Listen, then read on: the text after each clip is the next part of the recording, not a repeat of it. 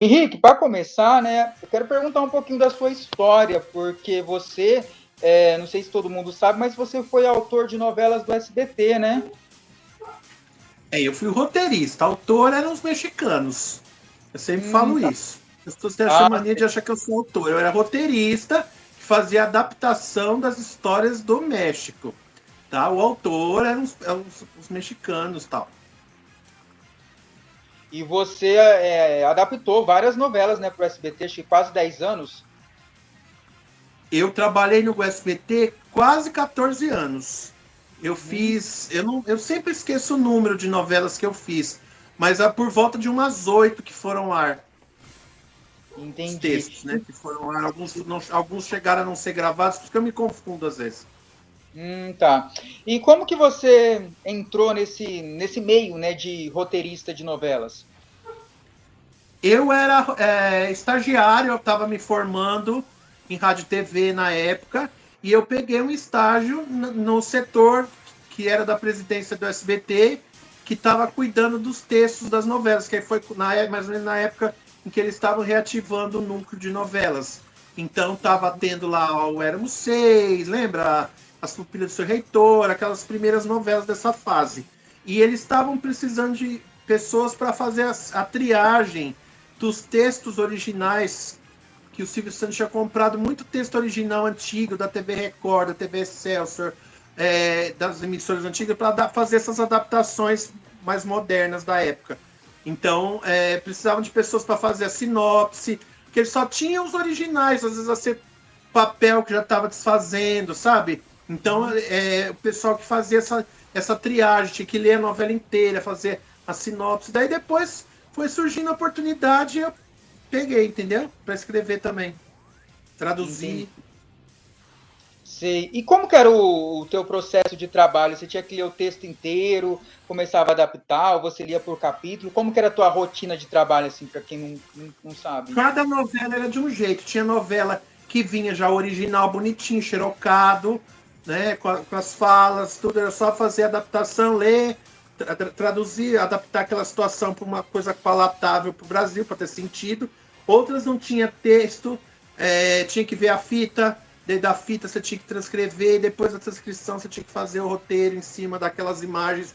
Daí na fita, por exemplo, não tinha cenas que não tinha fala. Daí se você não é um bom roteirista, você não sabe descrever uma cena, uma emoção de um personagem, você não sabe, não consegue fazer, porque não é só transcrever apenas e traduzir. Você tem que também ter o dom de roteirizar uma cena, fazer as marcações, tudo certinho para fazer a cena acontecer. E na época a ordem era fazer sempre bem parecido com o que era no original estrangeiro, né, o importado. Uhum. E tinha alguma assim, imposição da emissora, tipo, isso não pode ter no roteiro, ou isso não pode ter porque é muito caro, vamos mudar. Tinha alguma imposição assim? Não sempre, mas alguns casos específicos tinha. Uma coisa que pelo menos eu buscava respeitar e que dava certo era não inventar coisas que não tinha no original, achando que eu poderia fazer melhor que o mexicano. Tá? Teve gente que tentou fazer isso e deu muito mal. Os exemplos que a gente não vou citar, mas teve. Então, o Silvio também não gostava. E geralmente todas que a gente fazia, que seguia basicamente o que estava ali, dava certo. Não, muita gente fala, Televisa, dava palpite. O que eu me lembro, só numa novela que deram palpite, porque fizeram muita coisa moderninha demais, daí eles deram palpite, mas não costumavam dar palpite, não, porque a gente costumava seguir mais ou menos o mesmo padrão. Uhum.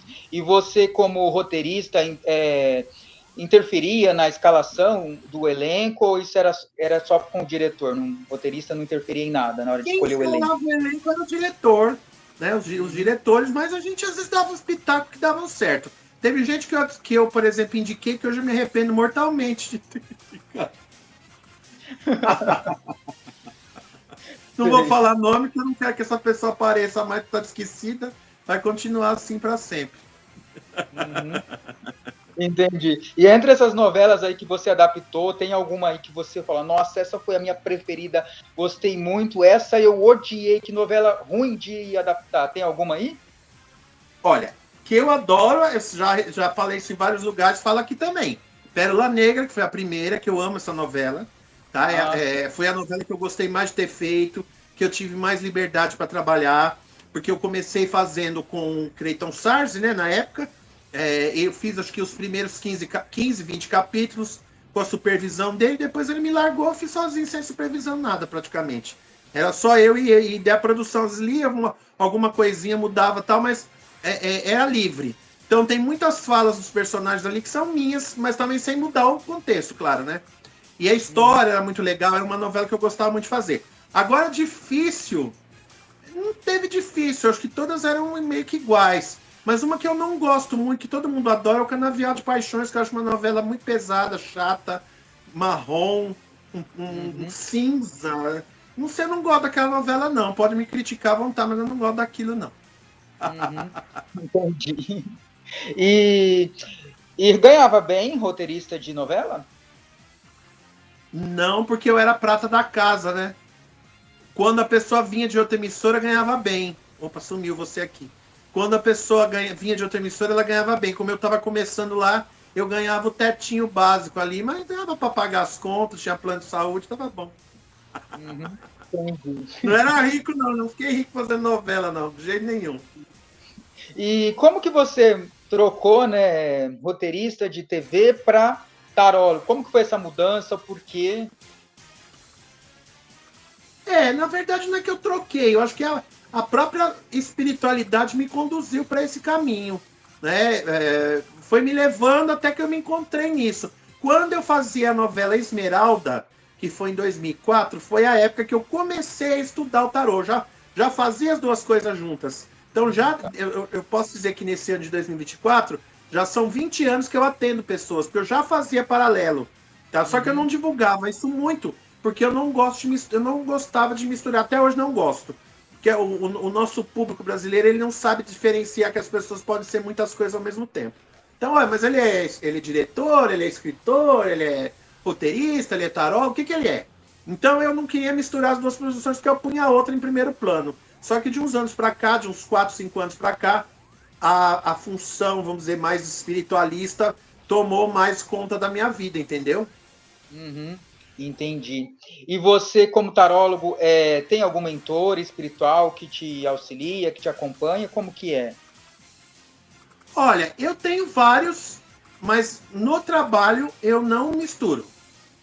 Vou dar um exemplo. Eu não vou fazer, por exemplo, vou fazer uma consulta com você, e comigo está a entidade X ou a entidade Y. Eu sei que elas estão comigo. Quando eu preciso de um socorro, eu sei que elas vão me dar. Mas eu busco sempre usar a minha intuição, o meu espírito, porque as pessoas têm muito uma coisa assim. A pessoa só vale espírito desencarnado. Eu sou um espírito encarnado e eu também tenho luz, assim como vocês que estão assistindo agora. Todos nós temos luz. Então por que o meu espírito, por ser encarnado, ele também não pode orientar você e ter a própria, vamos dizer, a sua autonomia de ajudar as pessoas? Mas é claro que tem as entidades que me ajudam, sim, claro. Mas não é um fundamental. Não é que eu estou desprezando, menosprezando. Mas eu procuro usar como meu espírito, como também uma fonte, o meu, eu. Que eu vou desencarnar um dia, todos vamos. E por que eu já não posso ter essa luz? Quem disse que eu já não tenho? Você não tem. Entendi. E você dá consultas, né? Presencial, online? Como que funciona a sua consulta? Minha consulta é sempre online, tá? Eu faço para vários países, para todos os estados do Brasil. Funciona da mesma maneira. Eu tenho pessoas que eu atendo no Japão, tem pessoas nos Estados Unidos, pessoas aqui do meu bairro. Não dá diferença, tá? Porque é a energia. A energia, ela é transmitida pelo universo. Ela não tem necessidade de estar dentro de uma sala, de um templo, entendeu? Então funciona da mesma forma. Em Portugal, muita gente eu atendo. Tá. Entendi. Tá, ok.